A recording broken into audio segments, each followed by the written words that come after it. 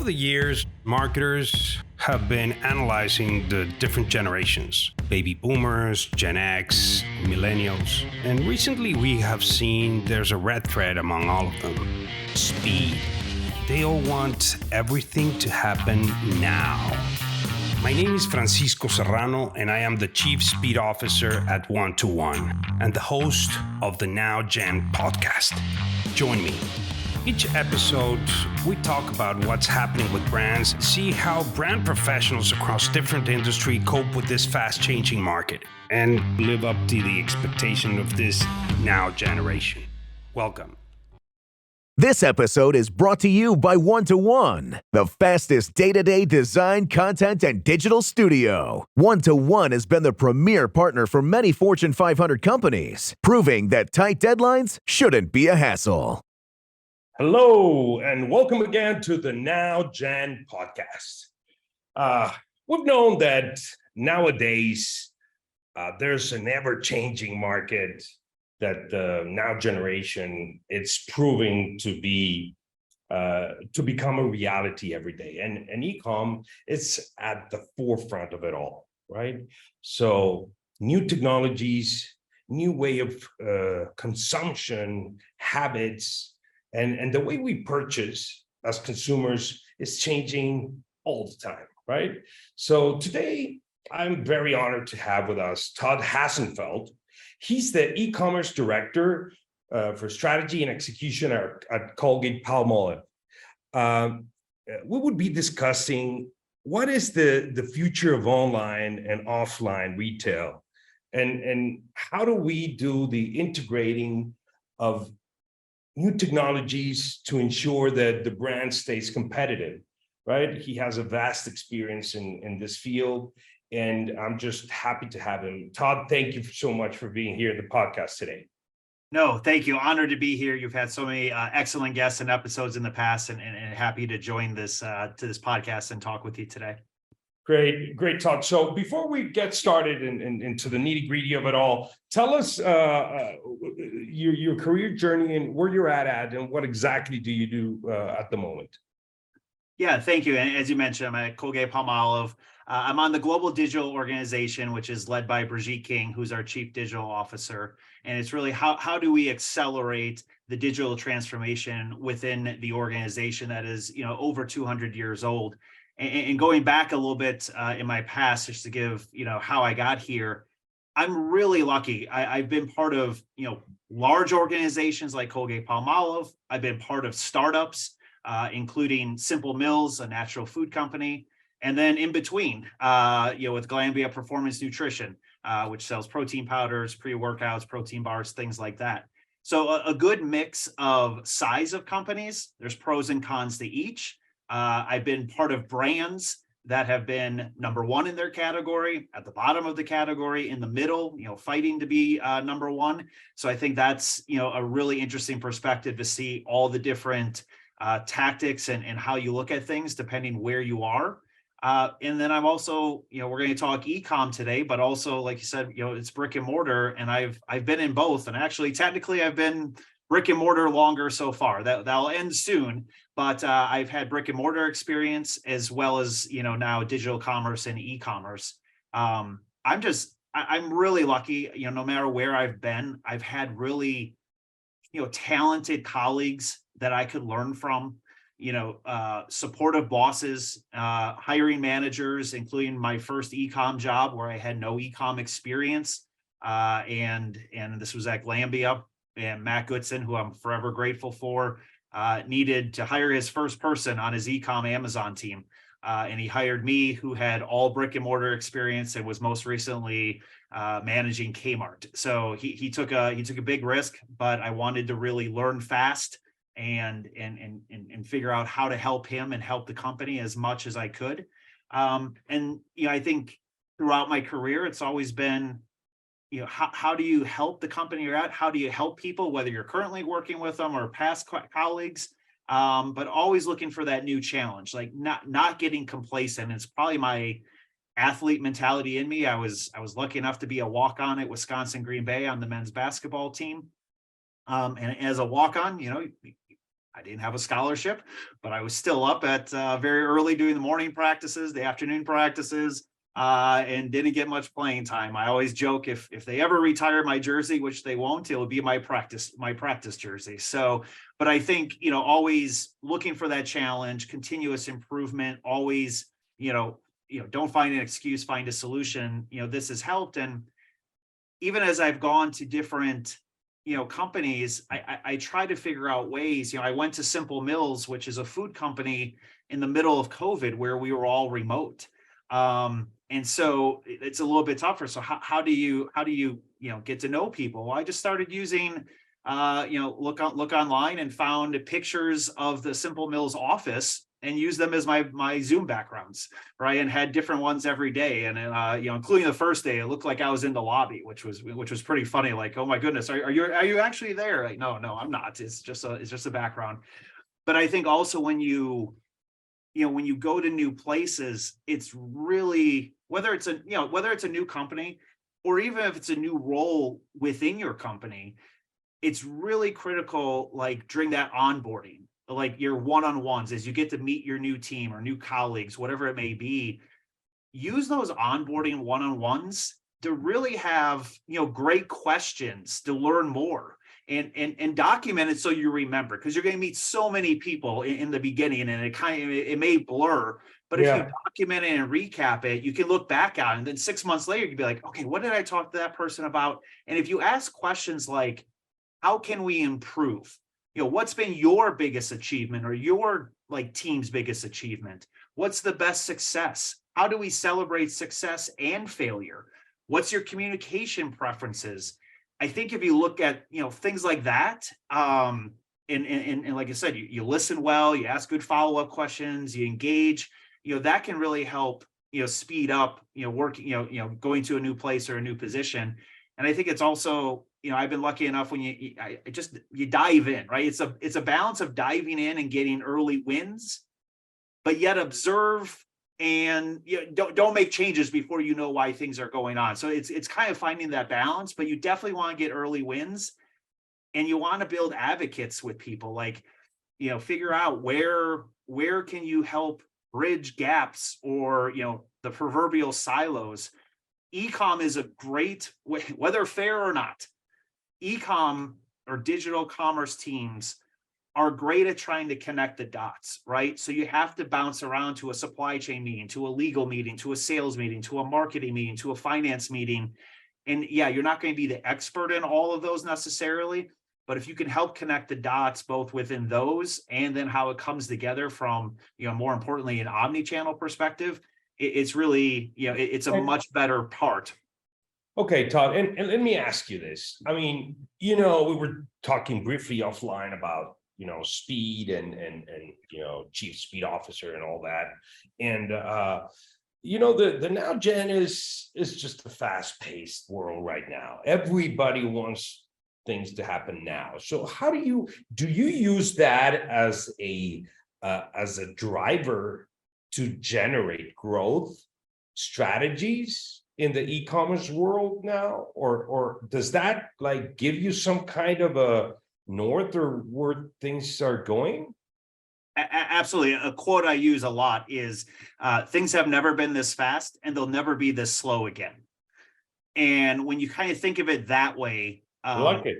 Yeah, we're never, no matter where you are, right? You're never not busy. But maybe if you look at a longer arc and you think back a couple years to where you are now, I think something like, just not even a year ago, who was talking about generative AI or ChatGPT and LLMs? Almost no one. And you look at where we're at now on that topic. But no, I think, yes, speed has to come into it. And it comes into many type of conversations, whether we're looking at innovation, whether you're looking at information processing, right? I think one question, I like asking people, especially if in my past jobs interviewing people, is, if I asked you to give me, over the weekend, 5 or, over a week, give me 5 articles about e-commerce. Could you find them? Of course, you could find 50. But find the 5 most important ones and summarize them for someone who doesn't know about e-commerce.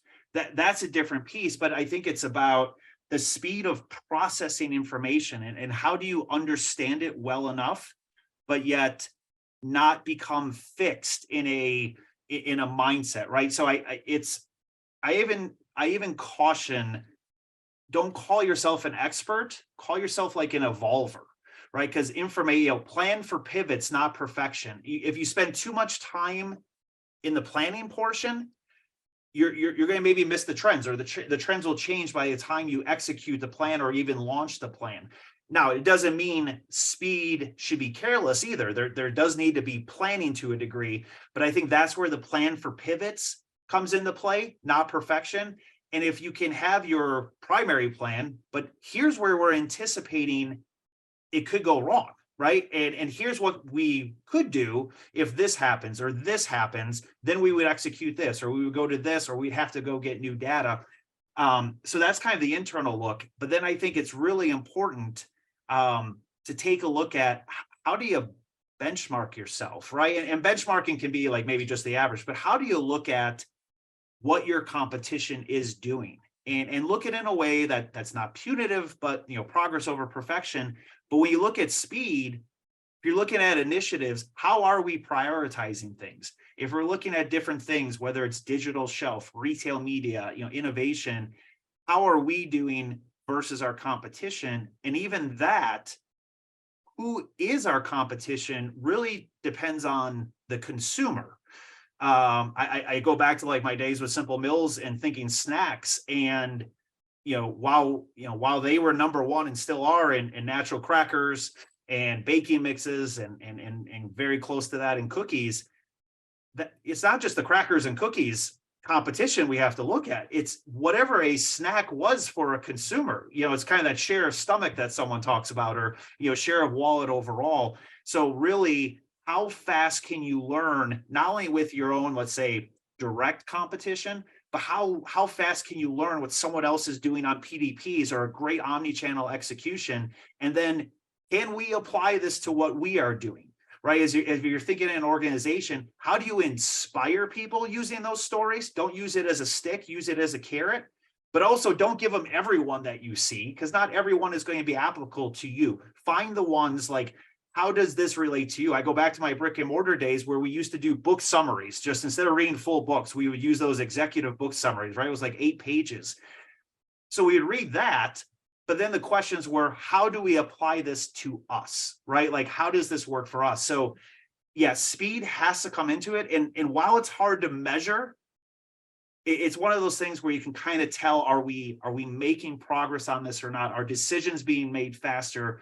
Are more data-driven decisions being made versus only gut? And I'm not saying experience and that kind of gut feeling are not important. They are. But especially when you look at e-commerce, very few of us have decades of experience of e-commerce like we do brick and mortar. So you have to evolve. It's not necessarily being an expert in it. It's how are you evolving? Yeah, it's test and learn all the time, right? So, Yes. and I would imagine that, if speed forces you to innovate, and you are now collaborating with brands and a company that's been, 2 centuries old, does that represent like a challenge for you or not? Well, I think it's incredible how many talented people we have, right? And the success that we have had with so many of our brands and our company as a whole. And so I think anything's a challenge, but it's a positive thing to have the resources, the talent, specifically that I have at Colgate-Palmolive and other places that I've been. So I think it's about how do we all learn this together, right? Even I say, as much as there's digital training in organizations, and there should be, right? Like, okay, how do we figure out this digital piece? There's a lot of people that are digitally natives that have never managed brick and mortar. And so if you don't understand the brick and mortar aspect of it, how can you really be omni-channel? How can you connect the dots? How can you translate digital to brick and mortar? So I think it's about finding the strengths of where everyone is, and then give stretch goals to how they can improve. And everyone's in different spots. And that's like, and let's say an employee look. I think when you look at the consumer, and this acronym is not mine. I give credit to Harry Joyner that I saw this on LinkedIn a while ago, and I just loved it. But when you think about the consumer journey, you can get caught up in channels, or people are going back to brick and mortar, now that COVID's over. Well, they didn't throw away their cell phones. They didn't turn off their Wi-Fi. It's and, right? It's not or. And so the acronym is SAFA. The consumer journey starts anywhere, finishes anywhere. If you think about it that way, hopefully it kind of takes you out of, well, no, they go to this one store, or they just go online, or that, no, it's a whole thing. It's social media, it's out of home, it's digital, it's the in-store end cap, it's price promotions. It helps bring things together. And there's not one journey, that start anywhere, finish anywhere, SAFA mentality. So if you think about it as SAFA, now maybe you're not as much, maybe wherever you have the most experience, whether it's digital or whether it's brick and mortar. But now you can start thinking a little bit differently about concepts like digitally influenced sales, right? Maybe a lot of people will say, well, I know the term. Well, what does that mean? How does that impact a consumer? And if you truly understand it, then you would think differently about how important a product detail page is. Because if you're in a store and maybe your product is a new product that they want to learn about, but it's behind lock and key, or there's not enough information on the box, and they want to go to the product detail page and see your bullet points to see, okay, what are the reasons to believe? How is this going to help me as a consumer? Maybe, as a lot of people do, they want to go have social proof, and they want to see, what are the ratings and reviews? What are people saying really good about this? And what are people that gave 1-star reviews saying, so I can kind of balance that out in my head? Or maybe I'm in a whole new category, like going back to my sports nutrition days. I'm walking into a vitamin shop for the first time. I don't know anything about this. Before the person comes to talk to you at a vitamin shop, but maybe you look up protein powder on Amazon, let's say, and you just see what pops up on the search results, whether paid or organic, to get an idea, okay, well, at least what's the most popular, or who's paying at least for the spots. And that can influence people, right? And that's just the digital part. But how do you really, bring this all together? And then when you think about those PDPs, a lot of times, because if you don't have that SAFA mentality, you don't think about digitally influenced sales, you may only think about PDPs as, well, that only impacts online sales, and online sales, depending where you are and what category you're in, but they're probably not as much as your physical in-store sales if you're still separating these out. But now we're seeing screens inside of stores, physical stores, right? On end caps, on cooler doors, cell phone with the in-store navigation apps, smart carts. The typical screens they've had now that are repurposed for in-store retail media. And I think now if you start thinking about that PDP content showing up in a physical location, that's really going to change, or it should change, mindsets of how we look at this. How accurate is it? Are we using the right keywords? Do we have the right reasons for the consumer? How are we helping solve for their everyday needs, not just, let's say, product benefits, but how do we help people? And then the digital shelf, while maybe a bad name because it has digital in there, you realize the digital shelf impacts the brick and mortar shelf. So I think those are just some of the examples, but it really, all these blurred lines need to stop. We need to see more clearly than looking at them as blurred lines.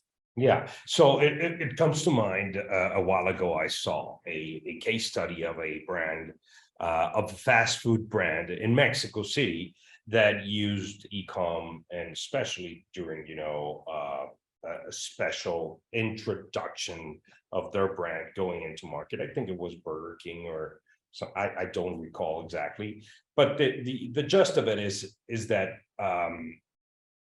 so what they did is they had a certain peak time. There was a lot of traffic, and in Mexico City, the traffic for motorcycles is not necessarily reputable, so they go between cars and they just go all over the place, and so they don't manage. So when you have a lot of traffic in an area, and they launched a campaign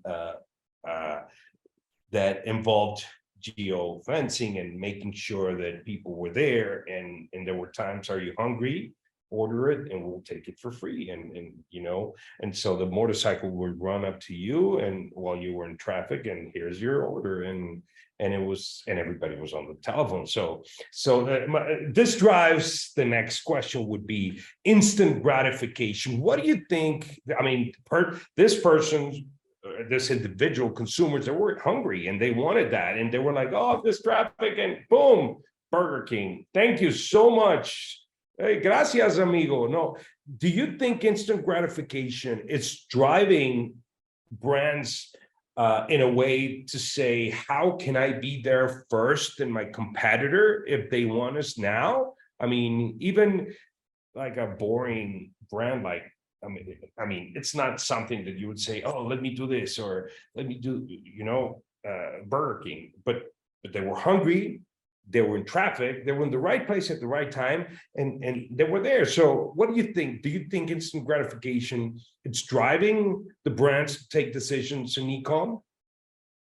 I do. I mean, when you say like instant gratification and just the example you gave there, I think whether it's from a brand perspective or just in life, consumers, people tend to gravitate towards those who help either make their lives easier or quicker, right? I think there's a few examples, like the bank, right? We have a lot of example of this over the last actually couple decades, right? The bank, no one would have thought initially when ATMs came out, that, oh, you're going to go, or online banking, because all your money is going to be lost if you do online banking.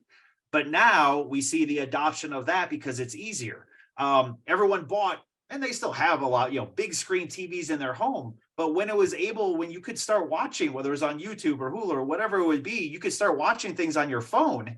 People didn't care about the size of the screen. They looked at the size, the convenience, and I can watch it anywhere, on the subway, in the car, if I'm not driving.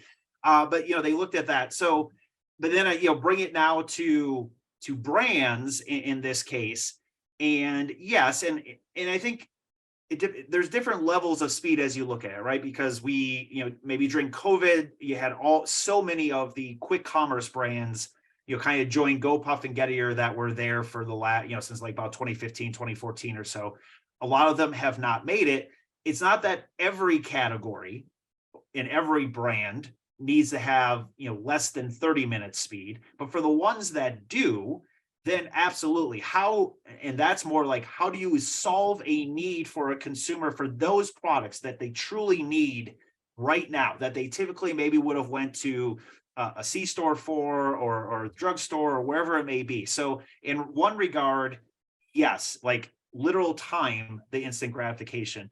But I think there's also another part of it, if you're looking at, and this can be in store or online, but we can measure a little bit better from the online perspective, is being there at that moment where the consumer is. So like in the example, if they are searching a product category for the first time and they put in a non-branded search term, whatever it may be. So let's say it's teeth whitening toothpaste. It's the first time they're considering this, and boom, either a Colgate Optic White pen pops up, or Colgate whitening pen, or Optic White toothpaste pops up, and one, they see it.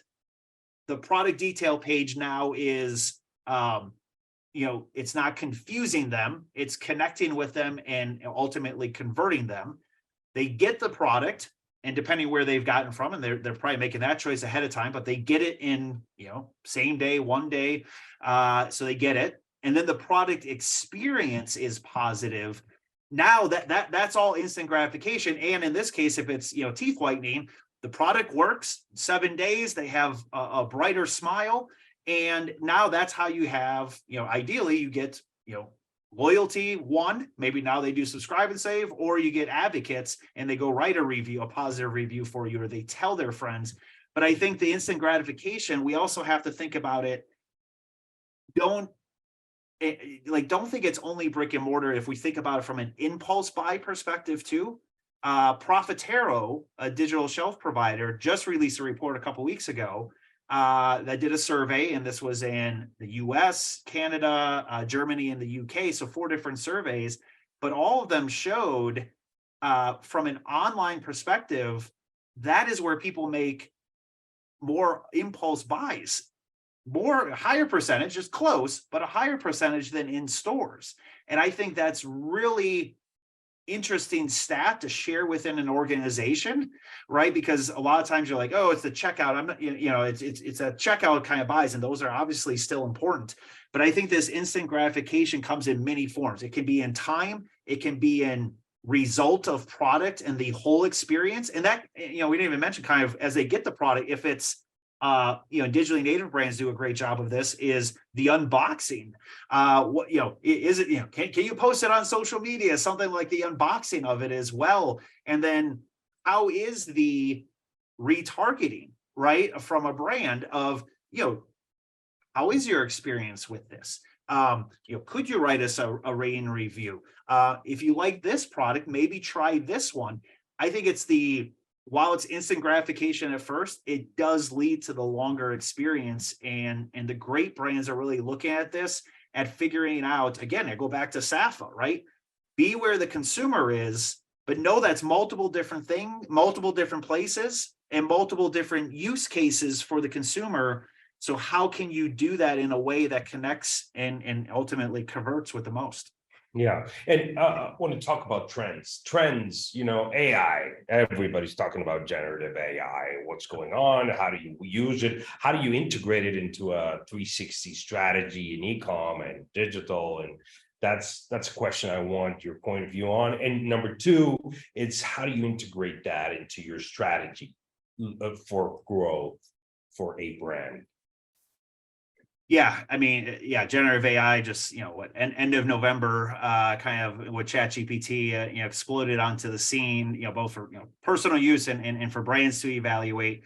And I think it is for every brand having this conversation is, what is the balance between the reward or upside of generative AI? I'll talk about that in a second, but also, potentially the risk and understanding from a company perspective of not inputting into a public model, confidential or proprietary information. So, ultimately, before we start talking about the benefits, I want to say, make sure you are staying close with whoever is in your legal department, your IT department. I know, yeah. That you're understanding that there's big implications here if you input, the confidential company information. So be aware of that.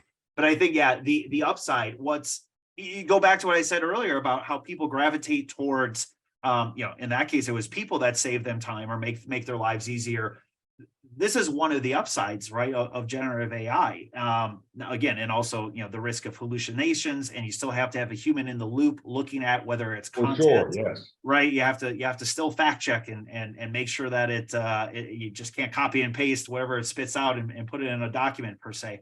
But I think this has wide ranging potential options. And actually, I just saw a study that came out, a global study today, which, kind of, is more social proof of what we're thinking, but it's not just one department, right? This is marketing, this is finance, IT, supply chain, sales.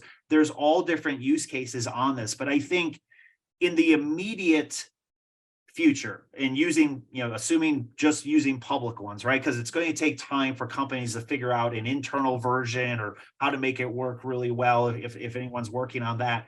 But I think, and going to that product detail page, just ironically, when you look at product titles, product bullet points, product descriptions, you can take what you have already on your product detail page for your products. And you can then put it in, that's already out there, right? So you can put that into generative AI and think of different ways of optimizing, whether it's based on, the reviews of a page, what keywords are, consumer trends, and you can get so many different variations or iterations to consider, right? Now you're still going to go through your normal process, whatever you would have done when you would, normally be refreshing your content in this way, just the written content to start here. So you still have to go through, probably brand, probably legal, depending if claims are involved, whatever it may be for your own company.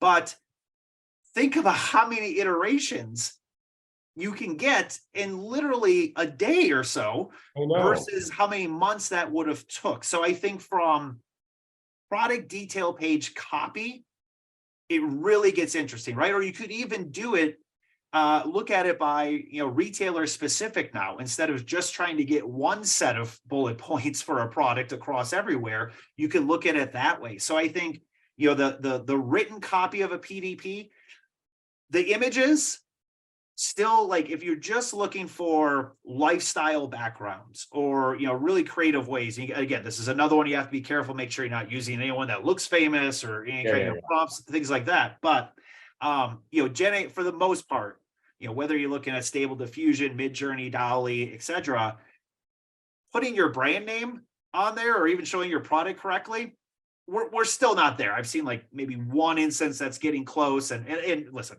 by the time this podcast launches, maybe they'll be updated already. So this stuff's moving exactly so fast, right?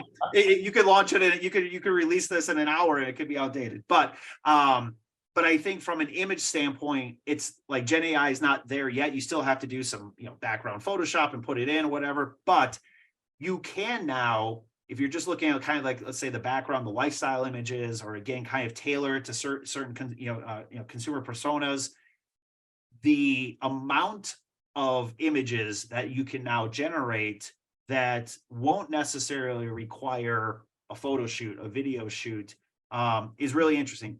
At the same time, you have to balance this out. What will consumers think about this, right? Is it going to impact them? So far, like early things you see maybe on like Insider Intelligence or other kind of people that are, groups that are polling people, seems to be maybe 50-50 right now, if it's going to matter or not, if it's Gen AI images or not. But I think, I think about just how people do or respond to chatbots, let's say, or automated on the phone. We all know to press 0, right, to try and get to a human. So is that mentality going to carry over to content? We'll see. But I think from an efficiency standpoint, it's really interesting. But then another part, even with public models, is how you look at competitive comparisons, right? So maybe you can look now at earnings calls transcripts, right, and put in PDFs of a particular category, and you can get different themes by whether it's product category, by geography. But it's a different way of maybe doing a SWOT analysis in a much quicker way. Again, human in the loop, double check, make sure the facts are correct. Is it current? All that. But I think those are another one when you think about like onboarding employees, and talked about a little bit earlier. It could be if now this one, you could have someone use a public model to really get up to speed on what has our corp comms team put out, right, on social media or releases, category information. You could just have someone kind of use this incredibly patient ChatGPT to ask as many questions as you want at any point of day versus trying to call someone or email someone, at least initially. Of course, there always has to be a balance. But I think that onboarding could be really interesting. And then as internal tools develop, ideally for companies, it could be more either company specific with internal documents, or it could be role specific if you're moving from one geography to another in the same company or a different department. It would be such a faster learning curve potentially for employees that I think it could improve employee satisfaction. It could supplement training that they're getting. There's and those are just a few, but there's such exciting times on this if you do it responsibly. Yeah, and that eventually will manifest itself in the having a team more engaged with the brand, understanding more of the brand, and that would help us brand marketers reach the audience in a faster way. Well, Todd, the time is crunching on us. Before we wrap this one out, I want you to tell me, we've been talking about AI, we've been talking about digital transformation, instant gratification. What would be a key takeaway that someone will get out of this conversation that they can start implementing or considering implementing in their brand, whatever that might be? Yeah, I think because, even as we talked, Jenna, you can't really predict the future specifically, right? So I'll kind of go three of the things I talked about. Plan for pivots. So no matter what the topic is or the department you're in, so plan for pivots, not perfection. Really have the mentality of the consumer that it's SAFA, right? Their consumer journey starts anywhere, finishes anywhere. That should broaden your perspective on from an omni-channel and digitally influenced sales, and really looking at, brick and mortar and online, not or. And then the last one is that quote that you said you liked, right? Change has never been this fast before. It'll never be this slow again. If you just accept change is not going to slow down, and how can you find ways of learning, digesting, disseminating information faster? I think no matter the topic, no matter the company that you're in, no matter how consumer trends change, you have the best chance to adapt and really be helpful to as many people as possible. Wow, yeah, I love that phrase. Is it your phrase, or? No, I did not create the, I am borrowing Because from it's others, very but it impactful. resonates with me. Yeah, it resonates with me. Yeah.